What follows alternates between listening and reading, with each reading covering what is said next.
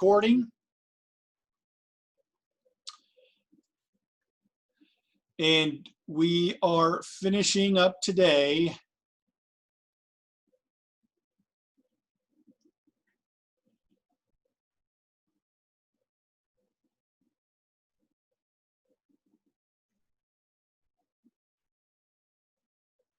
I know why I can't find the slides, because I haven't brought them up yet. We are finishing chapter 14 about the Supreme Court.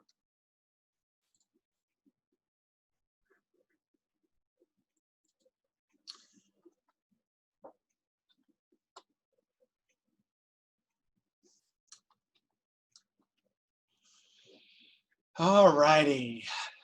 This is one of my favorite chapters. I think we learned about, so let me put it in share mode so you can see.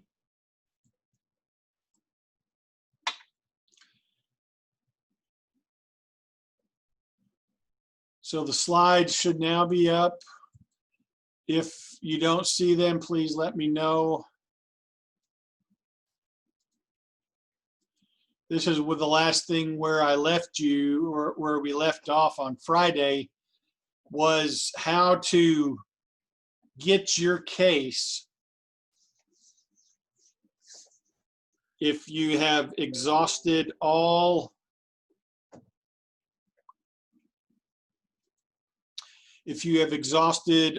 of your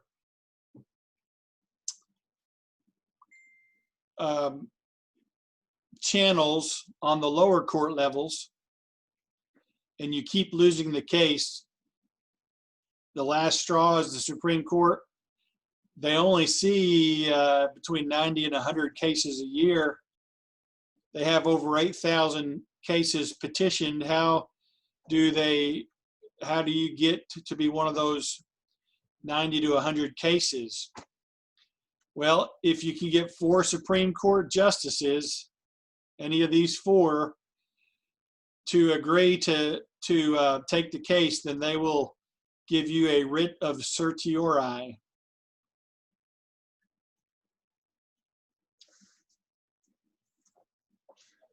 So we're going to pick up now on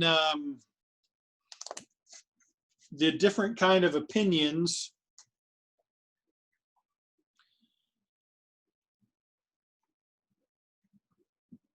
this is another thing about writ of certiorari. This is an example of what a case looks like. In the Supreme Court of the United States, Shaquille Robinson versus United States of America on petition for writ of certiorari to the United States Court of Appeals for the Fourth Circuit.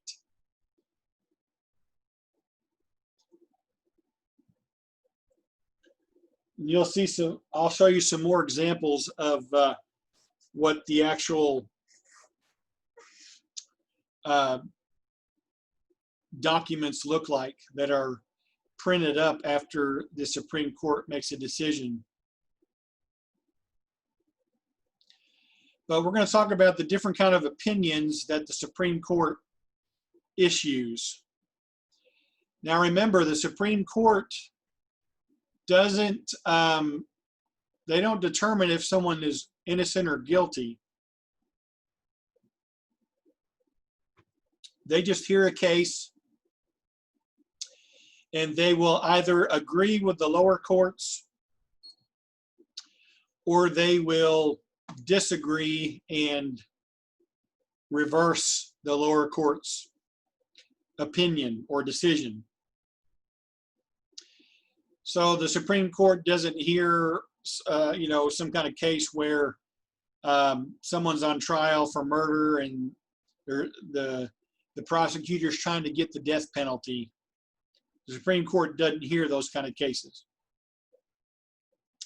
So you won't hear the Supreme Court decided today that so-and-so is guilty or such and such is innocent. What you'll hear from the news is that the Supreme Court in a 5-4 decision or a 6-3 decision, upheld a lower court ruling or reversed a ruling. And this is the opinion of the majority. And so we're going to talk about the opinions. The opinions are what's important when it comes to the Supreme Court.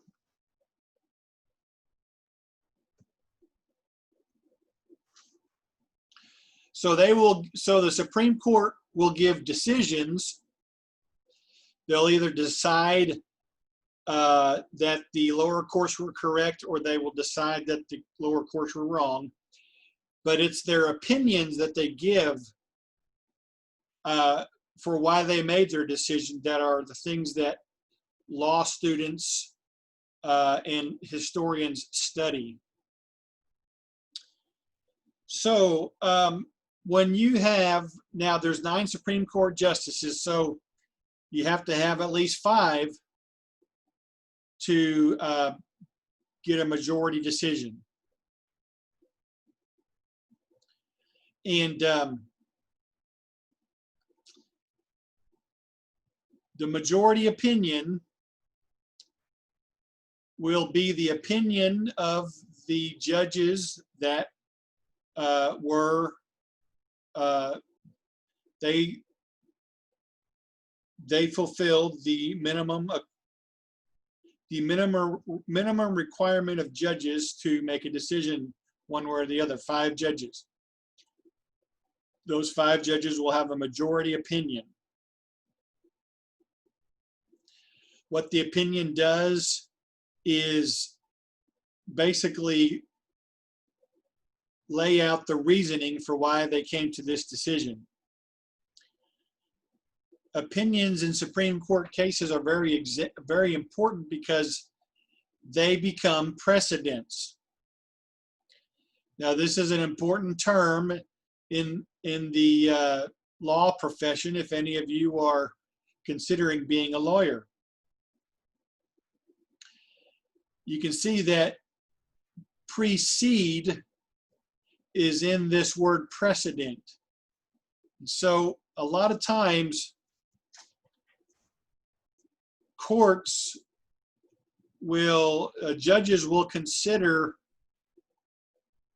previous cases that preceded this case that had a similar situation, and they will consider how those cases were decided.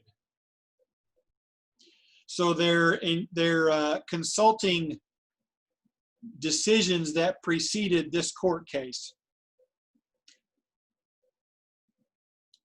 So for example, if the Supreme Court were to make a decision today, let's say they made a decision concerning something with the social media giants, that decision now becomes precedent. If something were to come up in the future in another court about similar matters, this case would be consulted. Now, the dissenting opinion, of course, is the opinion of the justices that disagreed with the majority. So if you had I think I've got a, yeah, here is an example to illustrate this. This case was decided 5.5 years ago. This is the case that ruled that same-sex marriage is a right that is granted by the Constitution, and it will become legal in all 50 states. Obergefell versus Hodges. This was a 5-4 vote. These are the majority judges. These are the minority. So I believe it was Justice Kennedy. He wrote the majority opinion.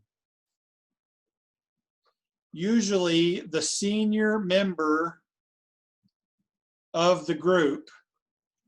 Now, in this case, Justice Kennedy was the senior member of the majority. They write the opinion. The senior member in the minority usually writes the opinion unless the Chief Justice was in that group. And in this case, Justice Roberts was, he's the Chief Justice. He was in the minority, so he wrote the dissenting opinion.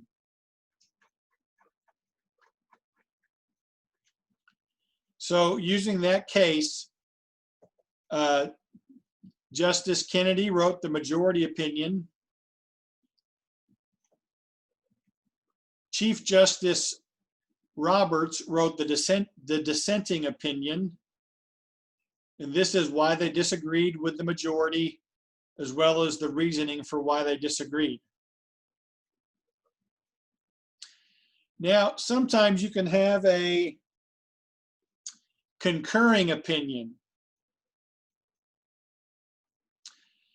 This is an opinion of one of the justices who agrees with the overall decision, but for a different reason. So for example, going back to our illustration here,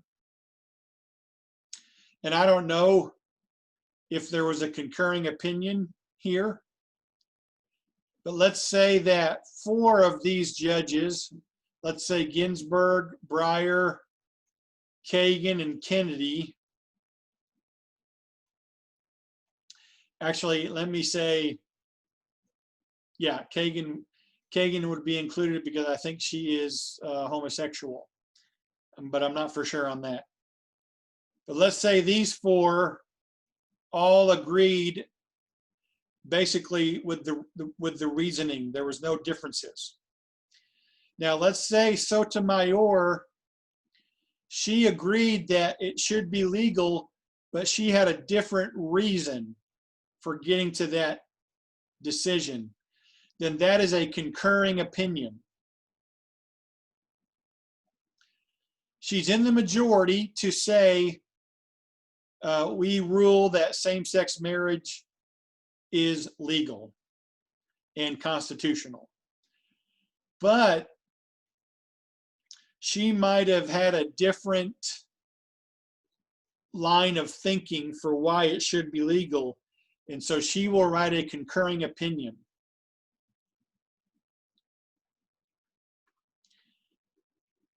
So this here illustrates that. You got the 5 who are the majority. You have the 4 that are the dissenting. And then one person in the majority has a little bit different reasoning, or quite a bit different reasoning, but they still agree with the overall decision. Any questions on that? Does that make sense?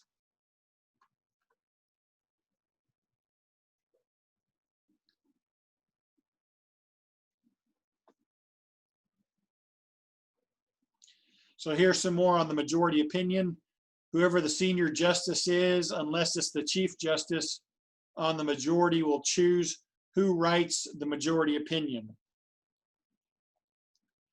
The majority opinion reflects the views of the majority of the court.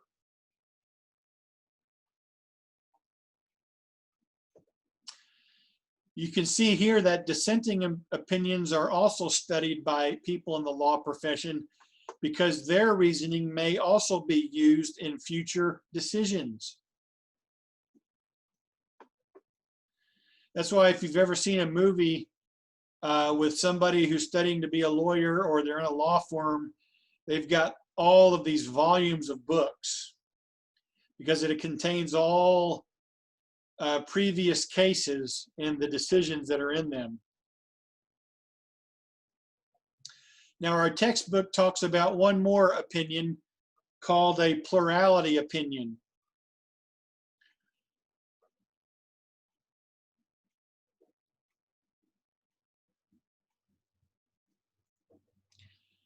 Basically, this goes hand in hand with the concurring.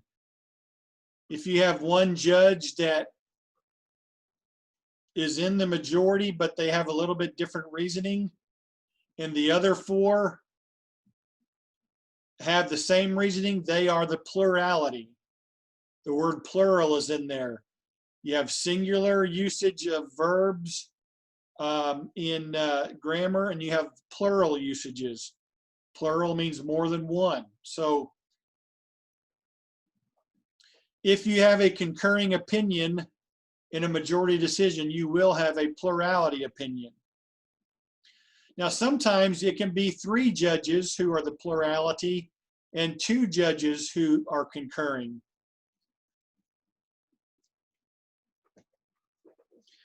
I want you to know these opinions for the exam.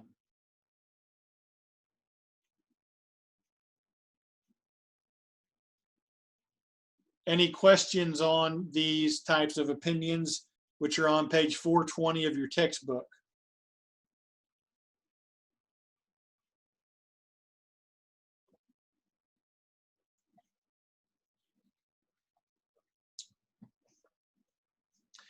So remember, on your assignment,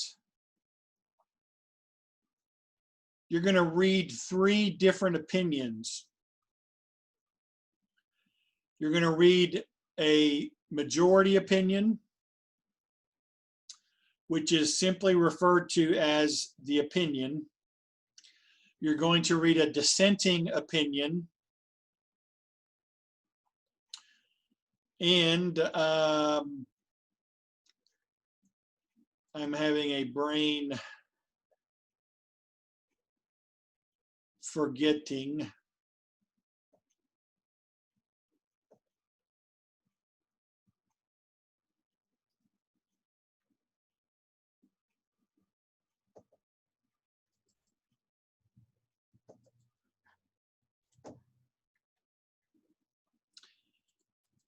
A majority opinion, a dissenting opinion. I think it was concurring.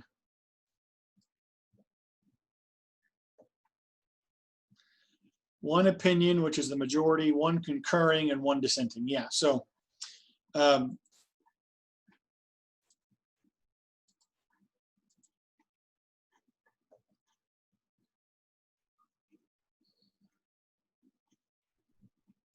okay, let me get back to our slides.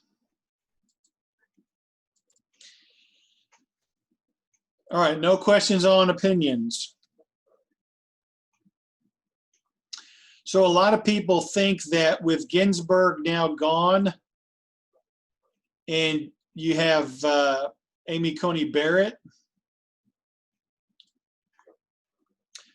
because you have Alito, Roberts, Thomas, Gorsuch, and Kavanaugh. 1, 2, 3, 4, 5. 5 justices that were appointed by Republicans. And so they lean conservative. And you had Breyer, Sotomayor, Kagan, and at one time it was Ginsburg. These 4 are appointed by Democrat presidents. They lean to the left. So you can see that conservative justices had a 5-4 edge. But this guy here, Chief Justice Roberts, in the last few years, ever since Anthony Kennedy stepped down, he's become the one probably most likely to be a swing vote. In other words, he doesn't always side with the other conservatives. Sometimes he sided with these 4. But with Ginsburg, when she died and Amy Coney Barrett was appointed by Trump, a Republican, now we have 6 judges appointed by Republicans, and they lean conservative, versus 3. A lot of people think that now there's going to be a lot more 5-4 decisions in favor of conservatives, and there's going to be a lot more 6-2 or 6-3 and maybe 7-2 decisions. We'll just have to wait and see what happens after all this mess with the election is sorted out. By the way, did any of you have any questions about the election and what's going on, and anything that you're wondering about the way the process is, since this is your first election, the way the process is going out or being carried out? Is the winner already determined, or is there still more to this process? The winner is not officially determined. Now the press has made their decision. Oh, I should say, well, yeah, they've already made their decision, and they have declared that Biden, now they're very careful most of the time. They'll say Biden is the projected winner. But the media really wants Biden to be the next president, and they are constantly putting that before us every day. But it has not, it won't be officially decided until the Electoral College votes, and that's not until December. And the reason the media is still saying Biden is projected to win is because there are still some states that are still counting. And President Trump has filed some lawsuits for recounts, which is perfectly legal to do. You guys, before you were born, just a couple of years before you were born in the 2000 election, Al Gore took Florida to the courts. And it wasn't until mid-December that finally the Supreme Court said George Bush was the president. So we're going to, now, obviously you guys can tell that I believe the media leans very left, the mainstream media. And I think that's pretty obvious when we're looking at what's happening right now, because they're talking about how disgraceful it is that Trump won't concede. But he's doing exactly what Al Gore did in 2000. And there was no complaints about that in 2000. So officially, the short answer is no, there is not a winner yet, officially.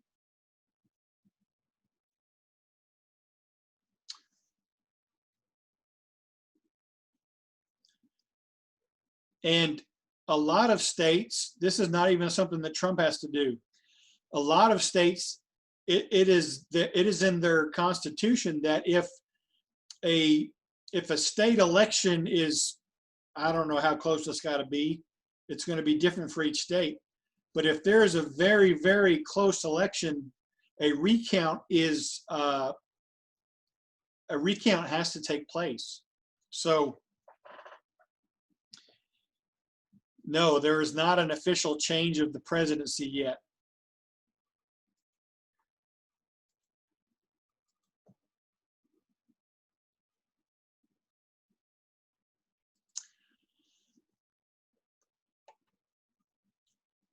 Now, here's something that I would, here's something you might want to do Wednesday when we're not meeting. And it might be a good little 5-point bonus if you were to do it and just send it in to me. But I had some family members ask me today if this is not settled by January 10th, let's say it's still in court. January 10th is when the new president is to be inaugurated. But let's say we get to January 10th and it's still in court. So my family asked me, does that mean Nancy Pelosi would be president? Because the Speaker of the House is third in line. Now, I don't know, because we have never seen this situation in America. I told them that my guess would be that Trump would continue to be president But they said, yeah, but they were elected, he was elected to 4 years and his 4 years would be over.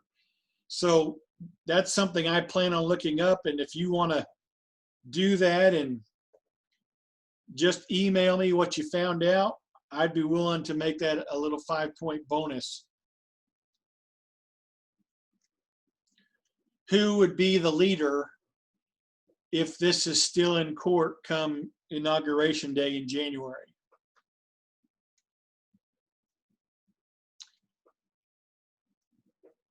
All right, let's talk about the types of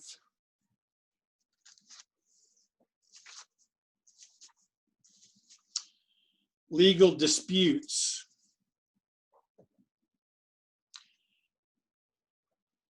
And actually, I think I mentioned this last time, so I'll just say it very briefly. You have criminal laws, you have civil laws. Criminal laws would be like someone who is on trial for murder.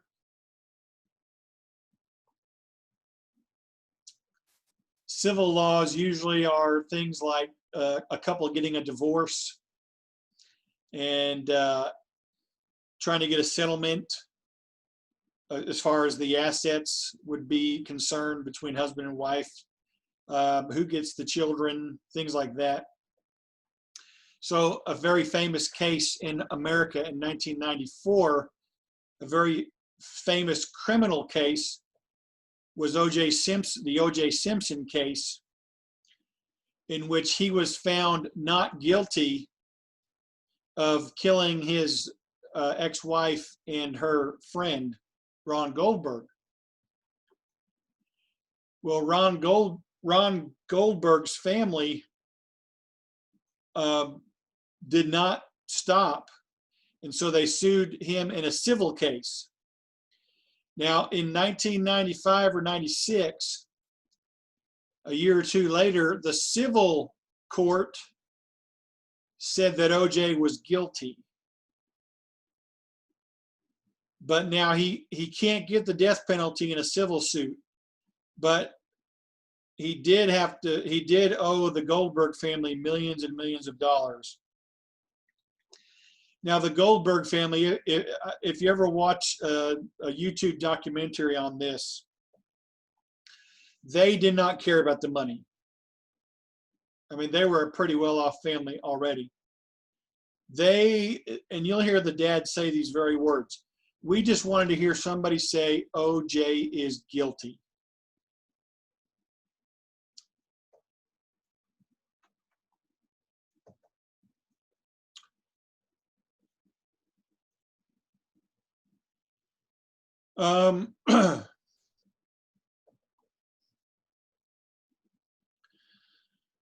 Let's talk about these constraints that are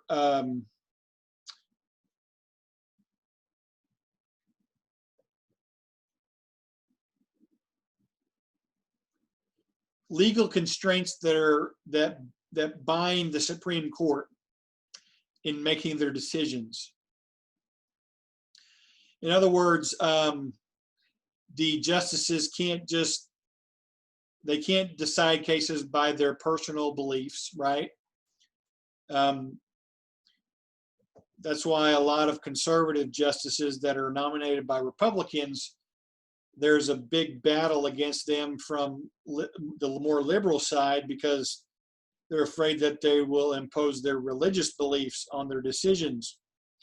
But also vice versa, whenever a Democrat president nominates a more liberal judge, conservatives will worry that do they have socialist beliefs? And would those socialist beliefs affect their rulings? So what is it that constrains the justices in their decisions? Well, of course, the U.S. Constitution is the main one. And there is, I think, Article 3. Excuse me. Article 3 is about the judicial branch. Then you have what's called statutory law. And you can see here that statutory law is basically laws that are made by the legislature. There's a nice little table on page 431 with these three things that we're going to talk about. An example of a statutory law would be if Congress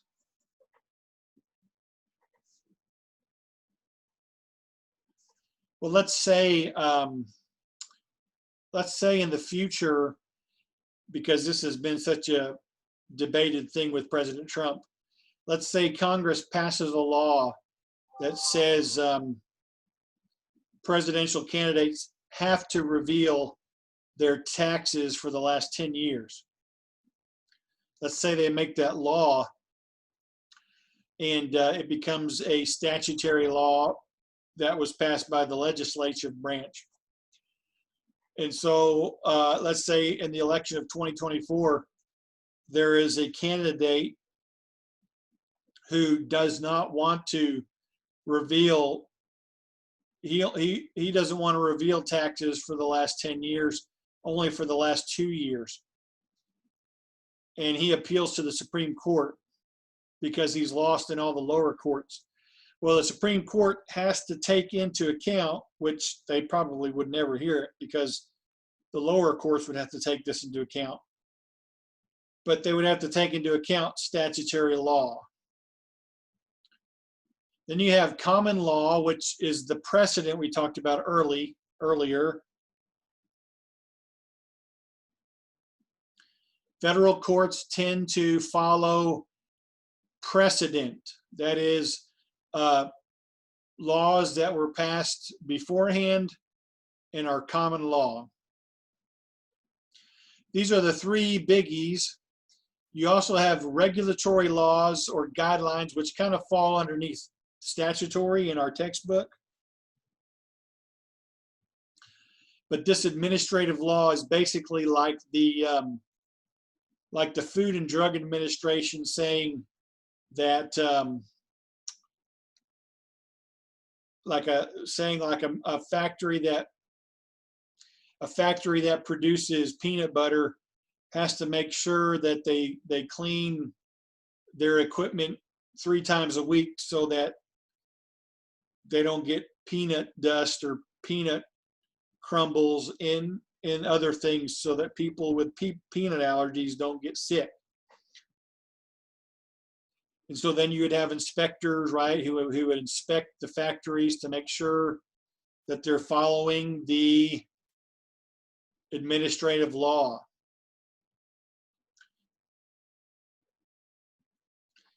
Well, if a case came to the Supreme Court that would be relevant to these laws, that they would have to consider those laws.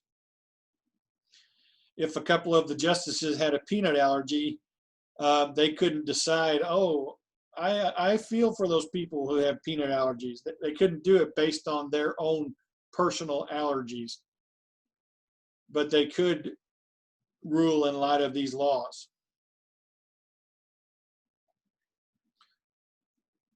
There's some more descriptions of those three things. And the last thing I wanted to cover, and this is going to be very quickly, this is going to be, you'll want to know these three things. It's going to be the last section, pages 437 through 443. But we want to talk about judicial power within the confines of a democratic government. And we talk about 3 terms that you need to know when it comes to what kind of power does the Supreme Court have. Certainly, the Supreme Court has the power to review other cases, and this is simply called judicial review.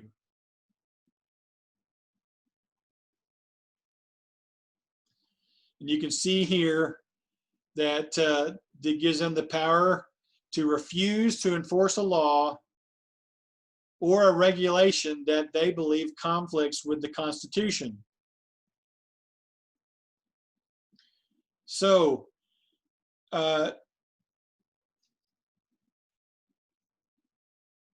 there are a lot of cases that this is kind of an analogy. There are a lot of state cases that make it to the Supreme Court about concerning abortion. Like some states want to require that any young lady under 14 has to tell her parents before she gets an abortion. And there are organizations that don't like that. And so they're bringing it to the Supreme Court, and they want the Supreme Court to see if that conflicts not with the Constitution, but with the amendment that made abortion legal, Roe versus Wade.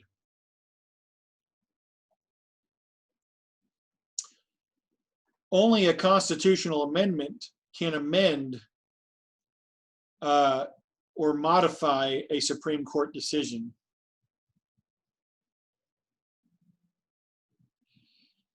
There is a lot of hope by conservatives that with Amy Coney Barrett now on the Supreme Court, that the Supreme Court will hear a case that would lead to the reversal of Roe versus Wade.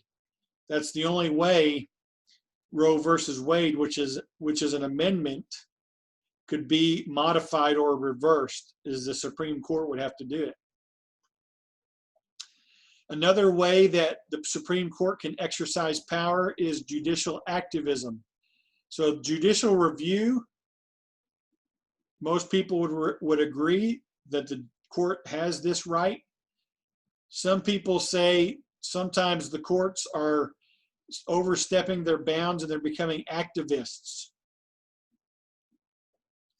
And what the court is doing is, instead of reviewing the law and determining if it's constitutional, they are basically making laws. They're becoming an arm of the government that's making policy.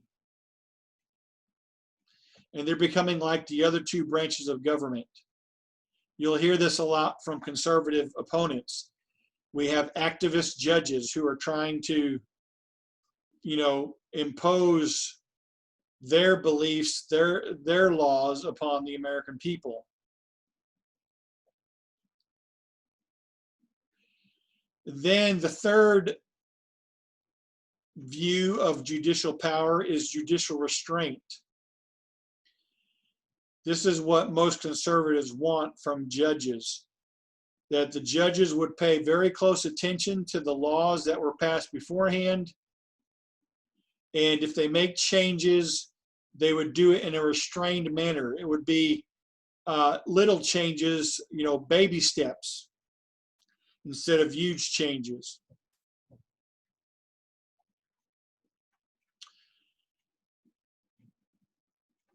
Conservatives who want judicial restraint want the judges to be originalists. That is, they want judges who will depend highly upon the Constitution to evaluate any new law. Amy Coney Barrett describes herself as an originalist.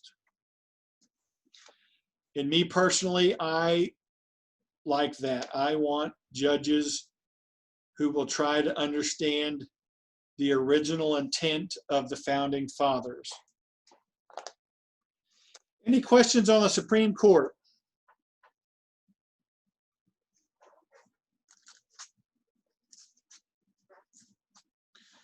So once again, we're going to observe Veterans Day on Wednesday, so no class. And be ready Friday morning for chapter 15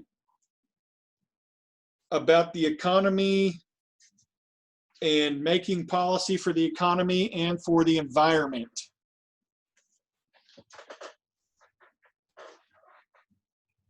And hopefully I'll have your test 3s graded by Wednesday, along with all your briefs, and we'll be started on your bigger report from Module 3. If there's no questions, we'll see you later. If you still have one, you can give it to me in a chat or stick around.